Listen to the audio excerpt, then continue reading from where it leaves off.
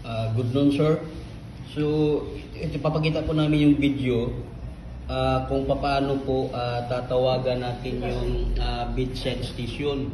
So, ngayon, normal po siya, wala pong ilaw.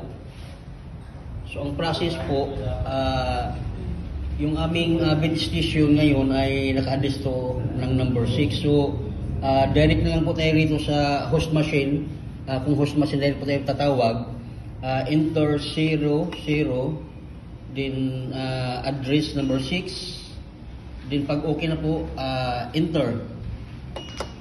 So mag-response na po yung door lamp. At the same time, umilaw na po yung bedside station. So pag in-acknowledge po natin, nag-uusap na po yan. Nag-uusap na po sila. So kung narinig nyo na po yung feedback,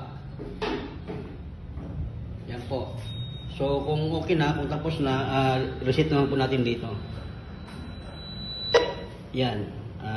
Wala na po kagad. Kasi pag dito po tayo mag-reset, mag-clear tayo dito sa host machine, mayroon po siyang certain time na I think 30 seconds.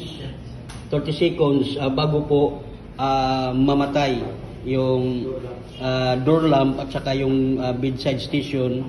Yan po ay sa system, programming ng system. Pagka dito po tayo mag-reset sa host machine. Pero pagka dito tayo nag-reset sa bedside, so automatic po, pagka pindot, mag-reset na po kagad.